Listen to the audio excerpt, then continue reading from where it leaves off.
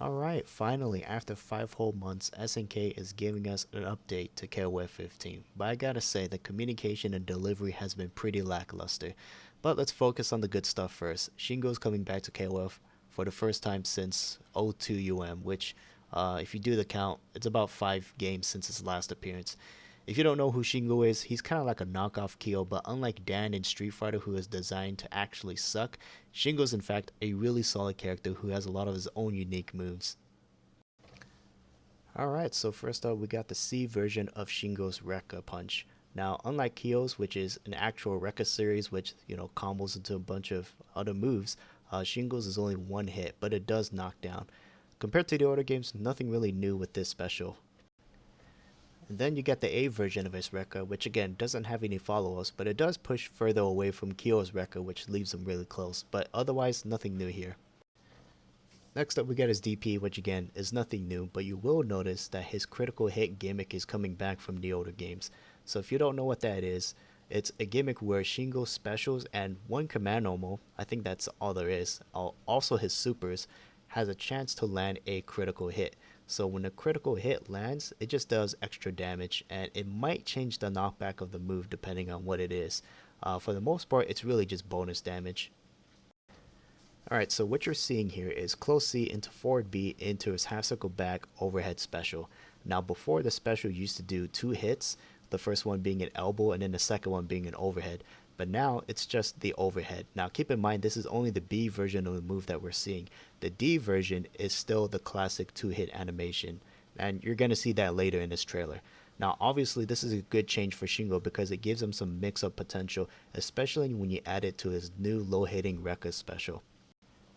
Alright, so this is the new low-hitting Rekka special that I was talking about before. So this is a brand new move for Shingo. You'll recognize this as one of Kyo's low-hitting Rekka follow-ups, but for Shingo it's a standalone move. I'm guessing it only launches them on critical hit, and the regular version wouldn't do that because that would be pretty busted. Alright, so we have another returning special for Shingo. This one is his command grab. So in the older games, he was able to combo after this even from mid-screen. It doesn't show that here. They don't even attempt it, so it's hard to say whether this is still possible in 15. So that's something we're just going to have to test. Next up, we got the returning Shingo kick, of course. On critical hit, it gives us a hard knockdown. Otherwise, it should give us a soft knockdown. Other than that, nothing really new here. Next up, we got his DP kicks. This one is the B version. The D version hits 4 times, 3 in the air and then 1 more on the way down. If you played Fireball KO in 13, this is pretty much a similar move to it with some differences. Now, despite being a DP motion and going up in the air, it's not invincible. He has an actual DP for that. Alright, so we have another new special for Shingo. So it looks like he could do his Shingo kick in the air. Now here we're only seeing the EX version, so we don't know what the regular version looks like. So we also don't know how low he could do this to the ground. But it does show that EX moves can also land a critical hit. But other than that, not really much to say here in terms of combo potential and whatnot. But it does look like it can help him go over fireballs. So here we get the D version of his DP kicks I was talking about earlier, so nothing really new here. Alright, going back to his C Rekka, but this time we're seeing the critical hit version of it, and from what we can see, it adds like a fire effect, it's got 2 hits, and it provides a hard knockdown. And you get a little Shingo animation at the end, so pretty sick stuff. Alright, now we're getting to the more exciting parts of this trailer. Here we see the EX version of his Rekka on critical hit, which gives us a wall bounce, and then it's followed up by the D version of his half circle back overhead special. And if you look at the very beginning of the clip, he's comboing from close A, so we know that the EX Rekka can combo from lights, which is really good. So one question I have is, what is the difference between the EX version of this move and then the EX version on critical hit? So obviously the damage for critical hit is going to be higher, but if we don't get the critical hit, do we still get the wall bounce? So my guess would be yes, because that's the whole point of most EX moves, is to give characters more juggle combos, and then the point of the critical hit mechanic is to give bonus damage. So that's what I think. Alright, next up we got the EX version of his half circle back overhead special, which gives us the ground bounce. And for whatever reason, SNK just gives us this boring ass combo. I'm sure they could have done something better like a DP, but for whatever reason, SNK just gives us these boring combos every trailer.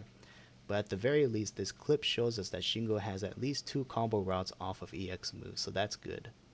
Alright, now this is the kind of combo I want to see. The EX version of his new low-hitting Rekka special launches him in the air, similar to the critical hit version, and then afterwards you could get the B version of his DP and then a regular DP, which you could probably super cancel, but the important takeaway is that he has a third EX special that leads to juggles, although this one looks like it's probably corner only. Alright, we're getting close to the end of this trailer, so next we got supers and climax. So this super looks like a modified version of his one-hit shoulder check super, so it looks like he's about to do a Orochimaru, but he just does a punch instead, so a flameless Orochimaru. One thing to note is that you could hold this super, so they're probably hinting that we could do a DP into this super, and if it could be charged, it will probably do extra damage like Chris's Orochimaru, but we'll just have to wait and see. And then next up we got the EX version of his Rambu super. Nothing really new here, but this clip does show that supers can have a critical hit. Alright, climaxes are probably the least important takeaway of the trailers because they're meant to be comboed from a super, and most supers already do that, so there's really not much to say here. Alright, it's a good thing that SNK made this graphic because it represents everything I'm pissed off about regarding the current state of KoF 15.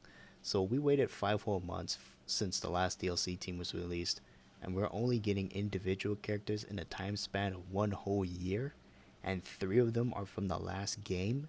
It's already a crime that Kim has to be DLC to be in the game, and it's already fucked up that Rock, Nakaru, and Team Southtown were also in the previous game, but they returned as DLC.